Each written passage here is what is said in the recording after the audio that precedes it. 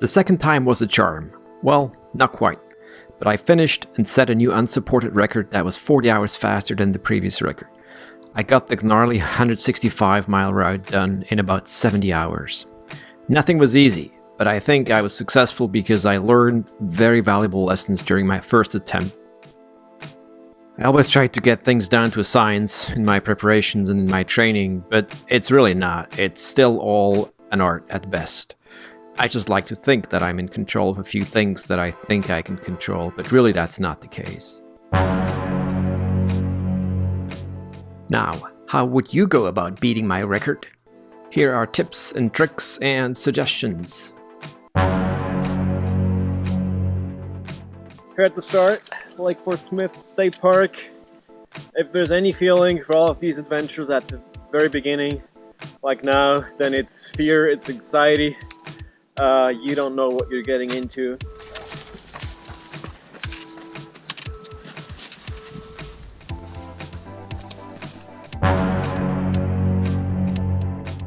If you want to go fast, you have to go light. I did carry a stove, a sleeping bag and a bivy bag, mainly for safety reasons, but also as part of my training for the spine race.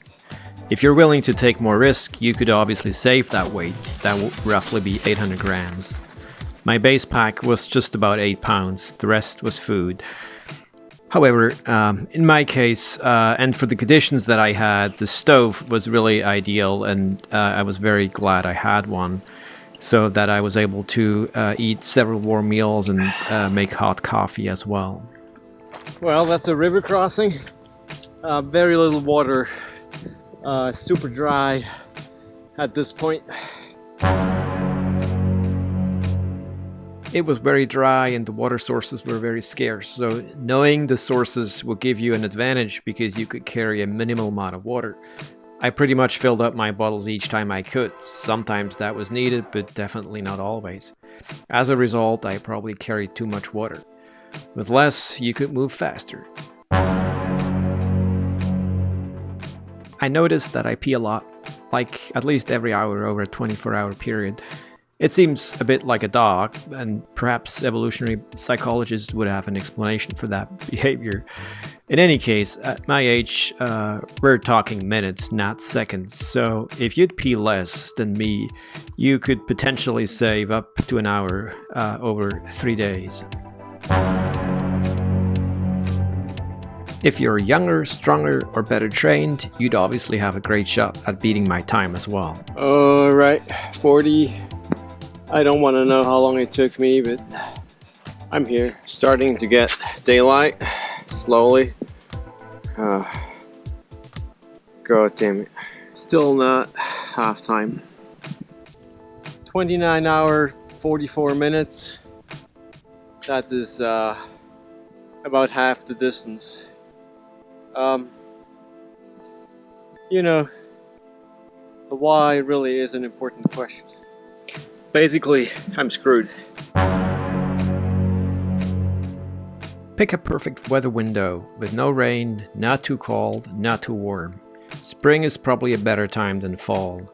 My nights were brutally cold and I had non-stop downpours during the last night.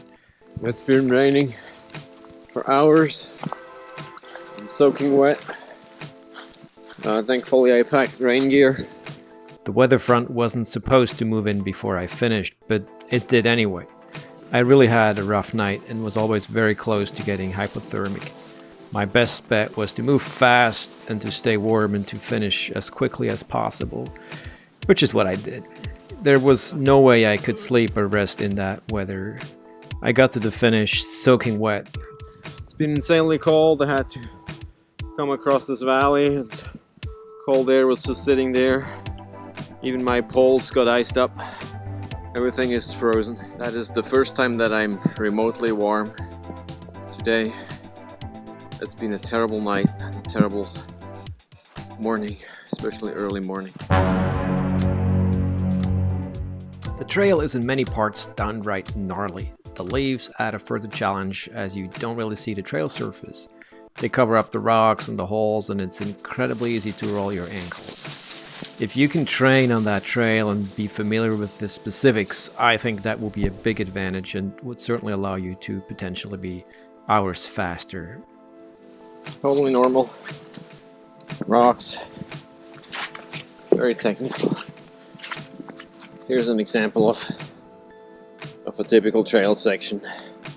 Rocks, trees, no flat surface, and everything is covered in leaves. I didn't do my homework for the finish. Somehow I assumed that I'd get to the campground in Woolham and vaguely remembered that I'll also have to cross the river. But when I got to mile 164, it was pitch dark, I was soaking wet, my brain was dysfunctional at best, and my GPS track simply ended there.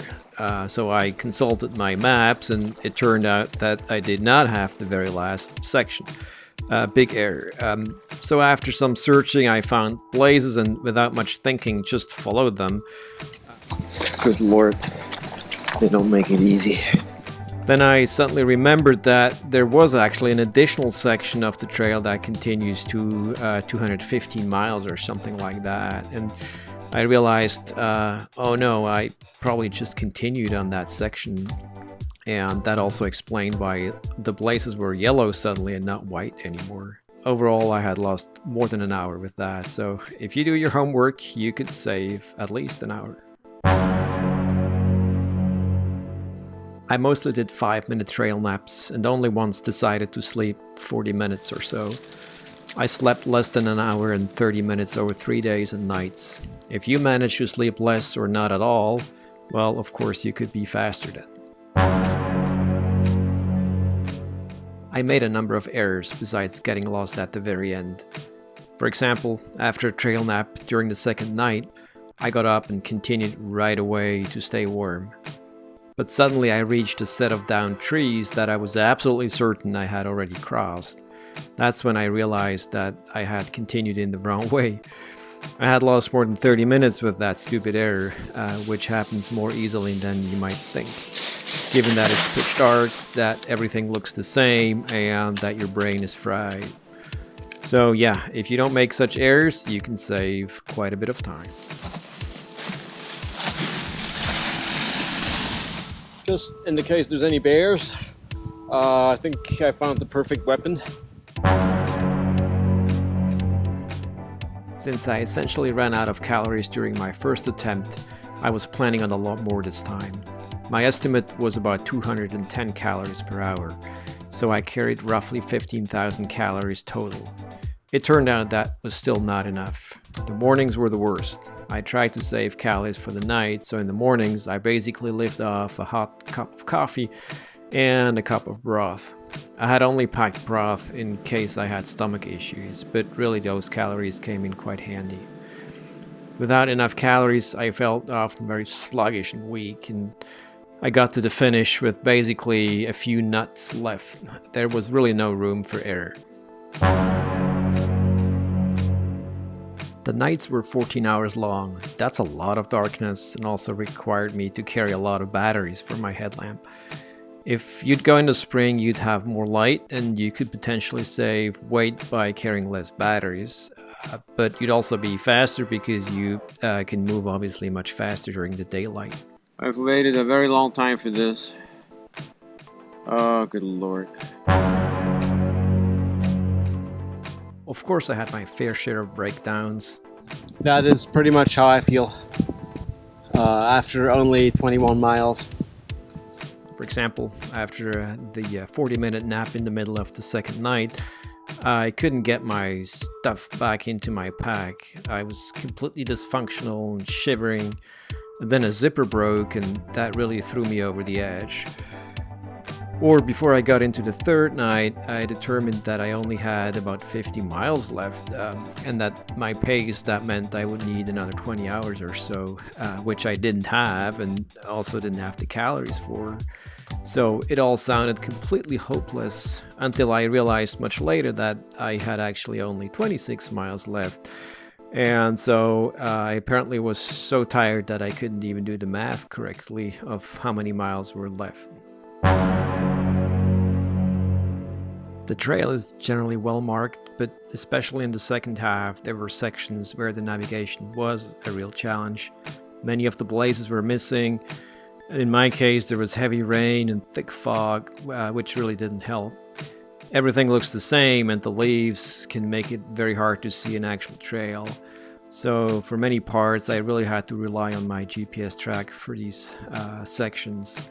There were also lots of downed trees, so if you got the navigation down and you know the conditions, again, you can potentially save a lot of time.